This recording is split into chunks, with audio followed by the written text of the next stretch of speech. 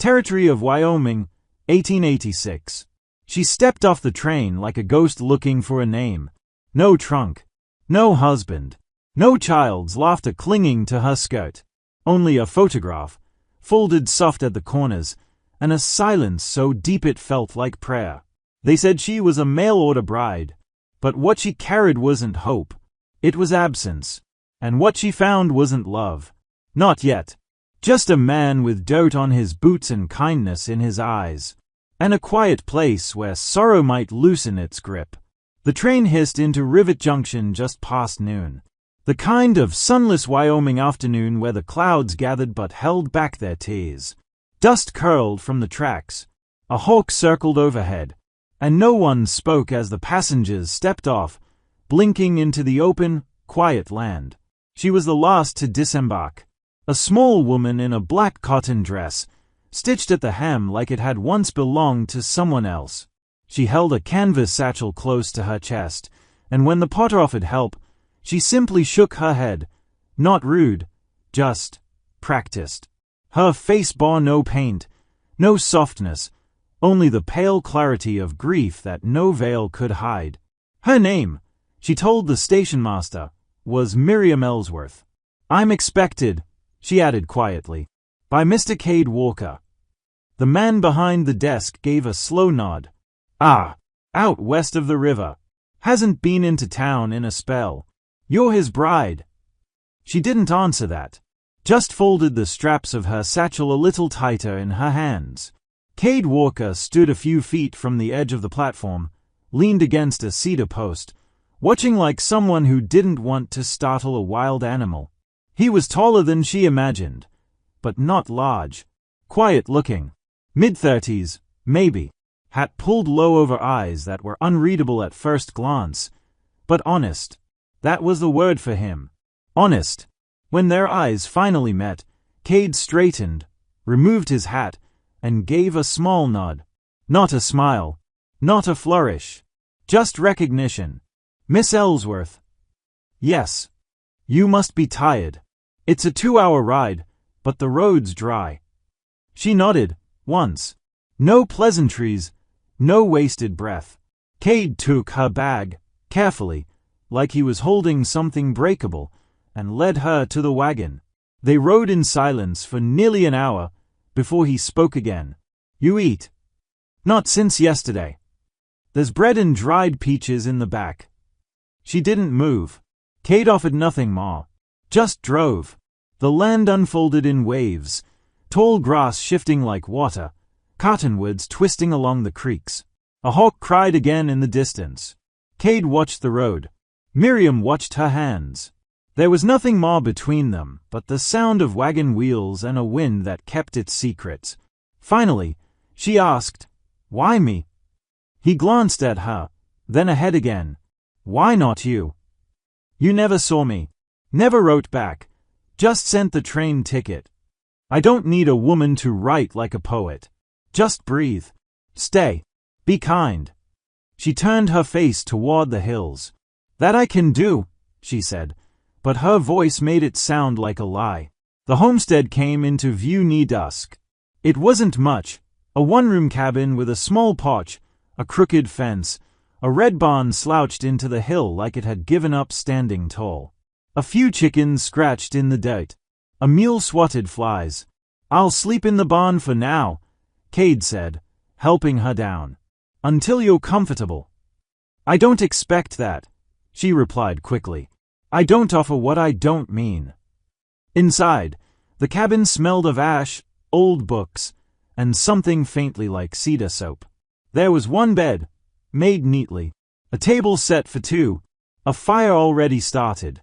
He left her alone then, stepping outside to tend the animals. She stood by the hearth a long time before she took out the photograph. It was creased in the middle, edges faded. A boy, 5 or 6, smiling at something beyond the frame. Blonde hair stuck up in the back. A lopsided tooth. A dimple so deep it could have held stars. She sat on the bed, curled her fingers around the image, and let the silence press in. She did not cry. She hadn't cried in months. There were no tears left, only the ache that never fully left her chest. That night, Cade returned and handed her a folded blanket. "Might turn cold." "Thank you." He stood near the door a moment, not out of hesitation, but something gentler. "Respect, maybe. If you need time, I've got it." "I'm not broken," she whispered. He paused. "Didn't say you were." Then he nodded once and stepped back outside, pulling the door closed behind him. Only after he was gone did Miriam whisper something to the photograph in her hands. "I don't know why I'm here, baby." The wind whistled softly through the eaves. She pulled the blanket over her shoulders, and for the first time in a long time, she closed her eyes and tried to rest. She woke before the sun. The small cabin was still, the fire in the stove just barely breathing. Miriam sat up slowly, arms wrapped around her middle like it was instinct, like she expected to find something there that was no longer with her. The photograph had fallen to the floor during the night. She reached for it gently, brushing a speck of ash from the boy's smile. Then she placed it beneath her pillow again, not like a secret, but like a promise. Outside, she heard Cade moving. The scrape of a boot, the creak of the barn door. He was already working before the sky changed color. She folded the quilt, swept the cabin, and cleaned the mug she hadn't used. Not because anyone asked, because movement was easier than memory. When Cade returned, dust on his collar and his shirt damp with morning effort, he paused at the threshold. "You slept?" She nodded. "Breakfast's nothing fancy," he said. "Just eggs and beans." "I'll help." He didn't stop her. They ate in silence. Not a tense one, just quiet, like two people still learning how to sit at the same table. Cade didn't pry. He didn't ask why she barely touched her food, or why her eyes kept drifting toward the window. But he saw it all, and he said something anyway. "You don't have to talk about it, but if you ever need to, I'll listen." Miriam looked up then. A soft, flickering moment.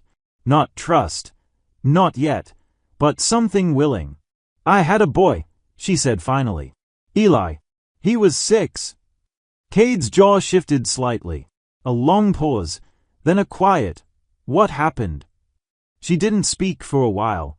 Then, "He got the fever last winter, the bad kind. I did everything I could. Sat up every night, held his hand while he burned."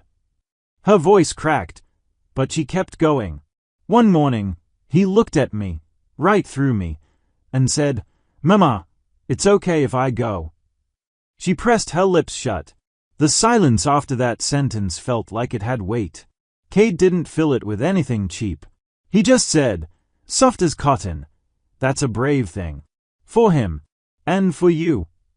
Miriam blinked quickly and turned away.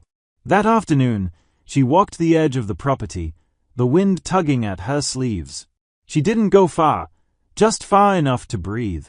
There was a tree near the fence line, twisted and wide, with bark that peeled in soft curls. She stood beside it, one hand resting against the trunk, like it could hold her up. Cade watched her from the barn, not following. He knew grief had its own maps.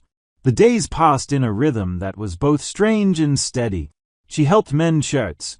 He fixed a loose board on the porch. She cooked once, burnt the potatoes. He ate them anyway. She hung her dress to dry near the stove. He never looked too long.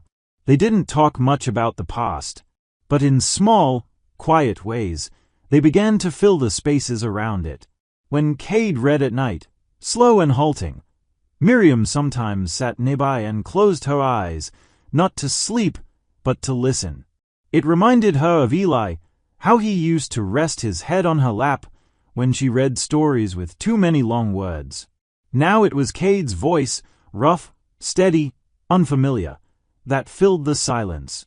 One morning, he found her in the garden. Not planting, not weeding, just kneeling with her fingers pressed into the soil.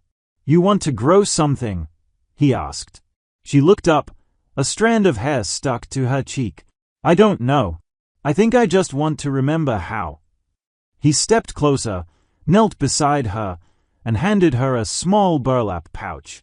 Seeds, carrots and beans. Last year's crop didn't take, but it wasn't the seeds' fault. Miriam opened the pouch slowly, touched one between her fingers. Maybe this year, she murmured. That evening, something changed. She laughed. It wasn't loud. It wasn't long. But it was real, small and breathy, like she hadn't meant to let it out.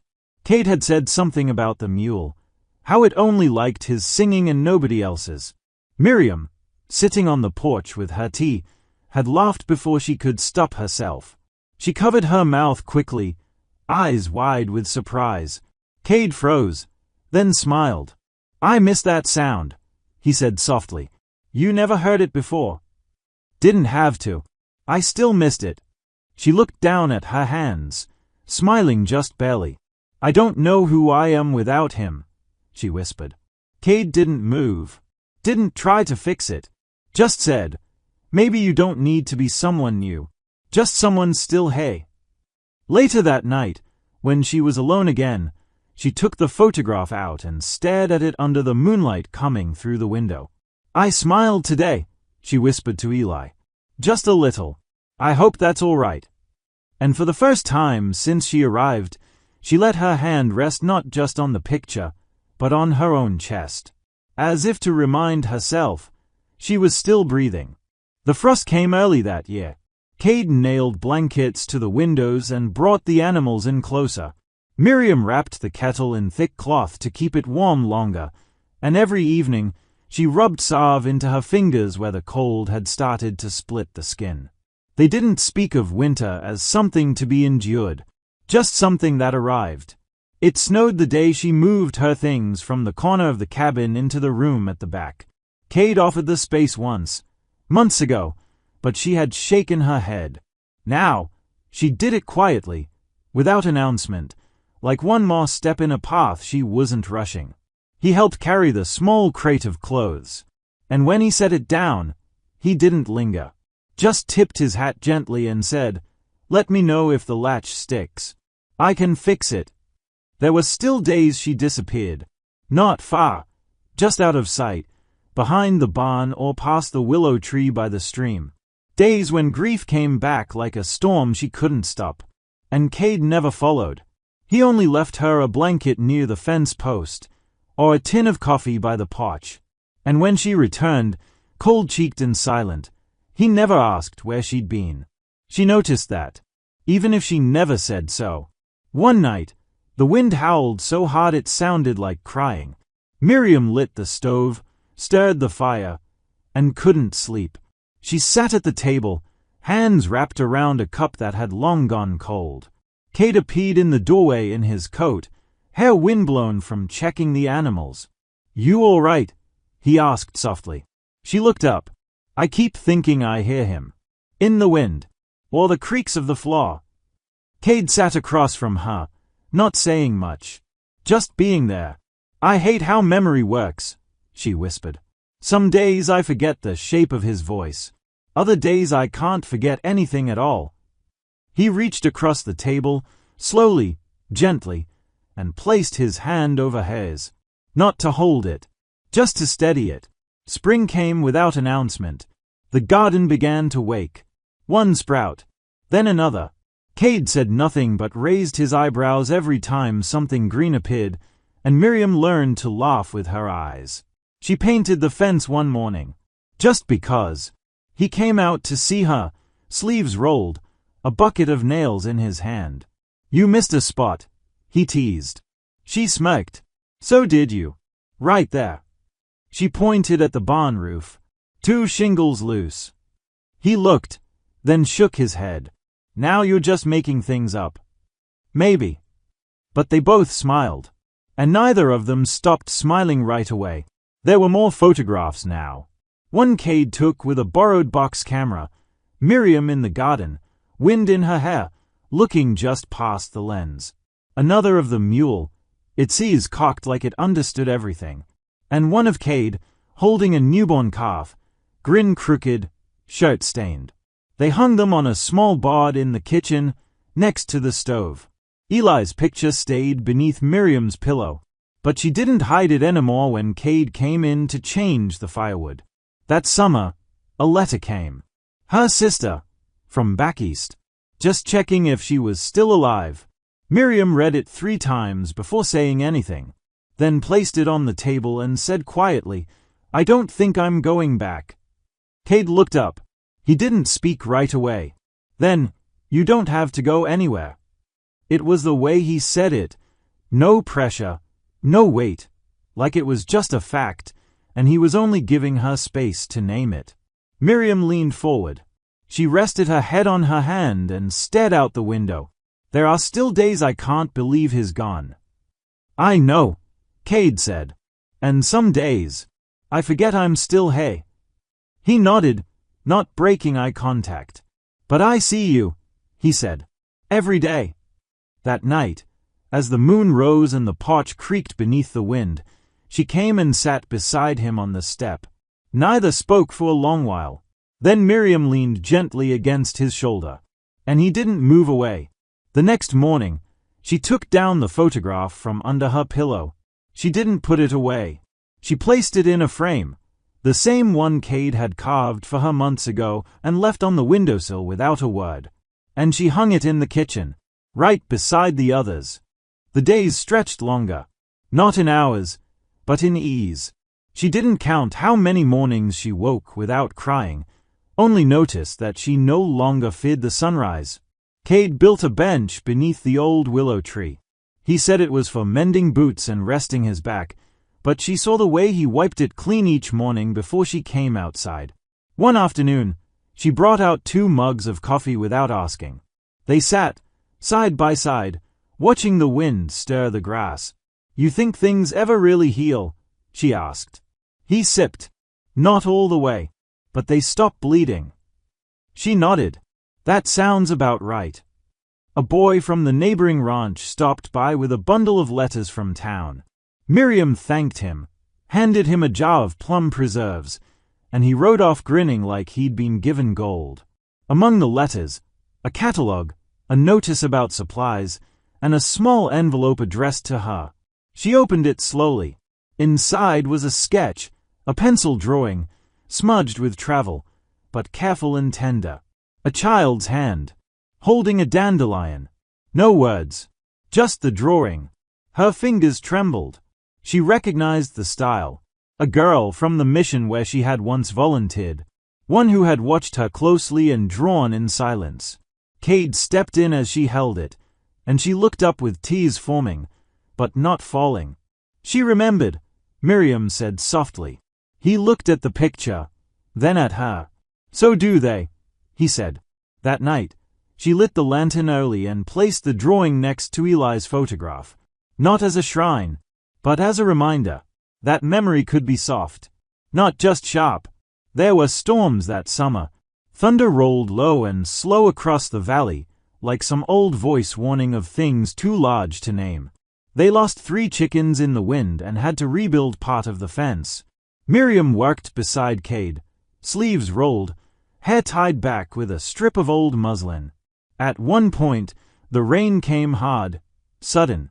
She ran for cover and Cade slipped in the mud trying to follow. She turned back, breathless, soaked, and saw him laughing, real and boyish, like someone who forgot how heavy life could be. And something inside her cracked open. Not like a break, like a door. She started laughing too, even as rain ran down her face like tears.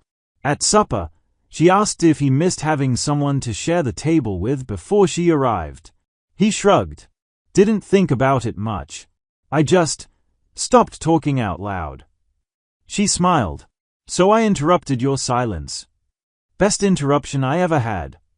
She looked down at her plate, cheeks pink.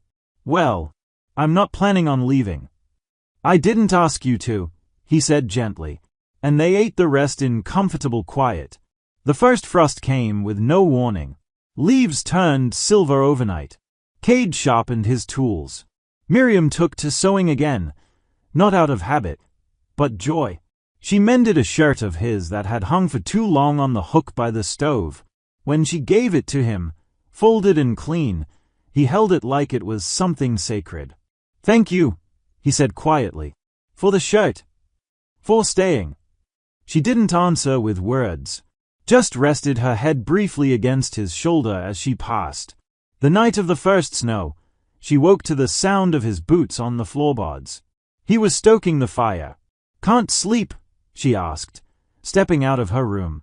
I was cold, he said, though his coat was still on.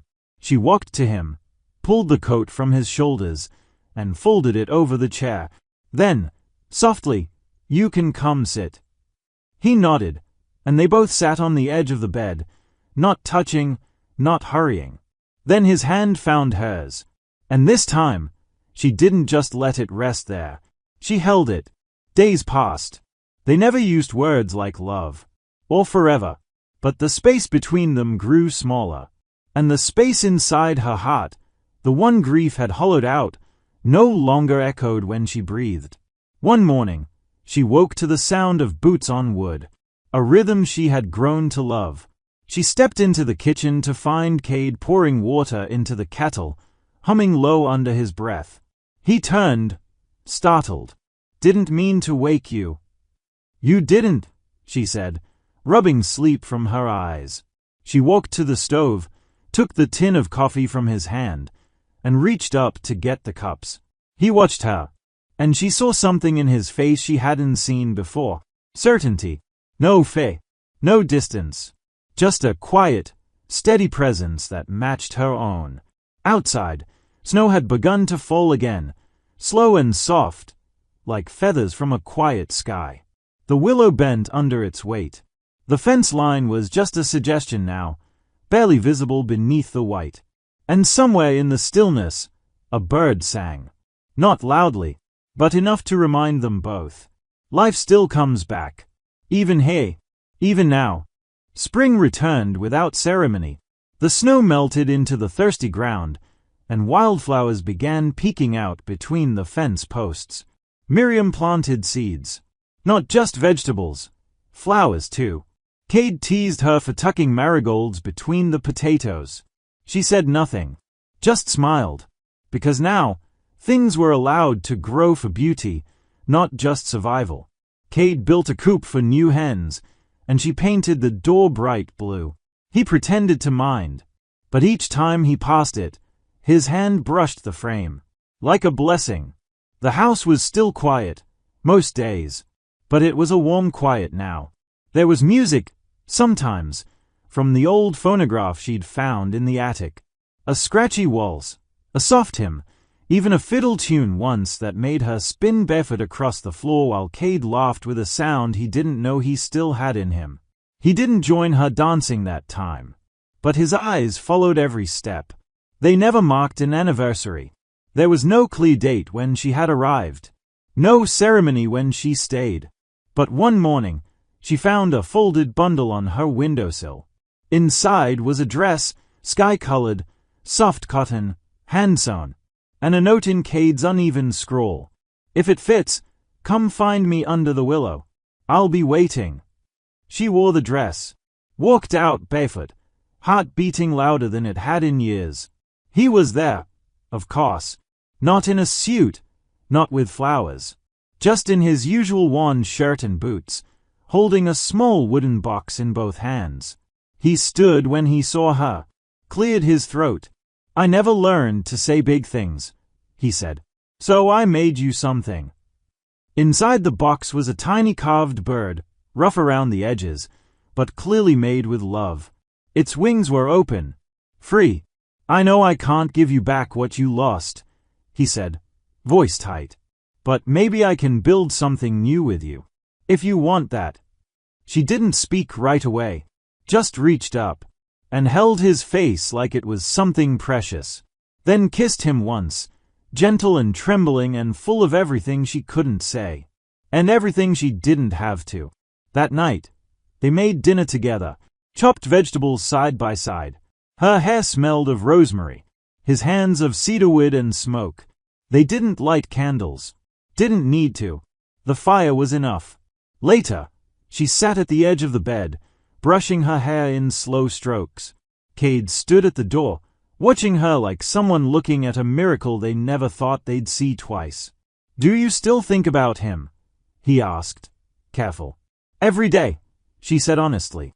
"But it doesn't hurt the same." He nodded. "Then, do you ever think of leaving?" She turned, met his eyes. "Not anymore." The seasons turned again. Calves were born, eggs gathered, a new coat of paint on the barn. Miriam took to journaling. Cade built her a writing desk near the window. Some mornings, she wrote letters she never sent. To Eli, to herself, to the girl she used to be. One evening, while clearing out the attic, they found a trunk of old linens, a broken toy horse, and a child's quilt. Miriam held it to her chest for a long time, then folded it neatly, and placed it in the empty cradle Cade had once built, years ago, before his world had turned quiet. Neither of them said it aloud, but that night, they left the door to that little room open. By the second spring, laughter came easily, not just smiles. Real, unguarded laughter, from the belly, from the bones. They hosted neighbors once a month, coffee and pie, card games, talk of weather and fences. People said Miriam looked younger now, that Cade stood taller. Neither corrected them. But when the guests left, and the lanterns dimmed, they sat close, hands intertwined, like they were holding something sacred between them. And maybe they were. One dusky evening, she found him sleeping on the porch swing, a book fallen open on his chest. She covered him with the quilt and sat beside him, sipping tea while the sky darkened. And she thought, this is it. Not the life I planned, but the one that chose me. And when the wind shifted, as it always does, they didn't flinch anymore. They just closed the windows, held each other, and waited for it to pass. Together. The cabin on the ridge never knew much noise. For years, it stood against the wind, quiet, steady, a shelter made of bones and silence. But now, it rings with laughter. A child's laughter. Theirs. A girl with soft curls and Cade's calm eyes. A boy who hums while he carves would like his mama once whispered songs. And Miriam, who once stood in black with her arms crossed and her heart locked away, now moves barefoot through the grass, apron dusted in flour, smile wide as the sky. She doesn't look over her shoulder anymore, and Cade doesn't sleep with one eye open. They healed each other, not with grand gestures or sudden miracles, but with porch steps and porch swings, with firewood stacked without asking, with stew shared at sundown, with arms that didn't let go when the teas came again at midnight. Their story wasn't about forgetting pain. It was about finding love that holds you through it. Hope if this story stayed with you, if your heart paused, somewhere between her silence and his stillness, and you felt something real, then please, subscribe to Ironwood Narratives. Because hey, we don't just tell stories. We light lanterns in quiet cabins of the soul. Like, share your favorite moment in the comments, and hit the bell, so the next time love comes quietly, you hear it.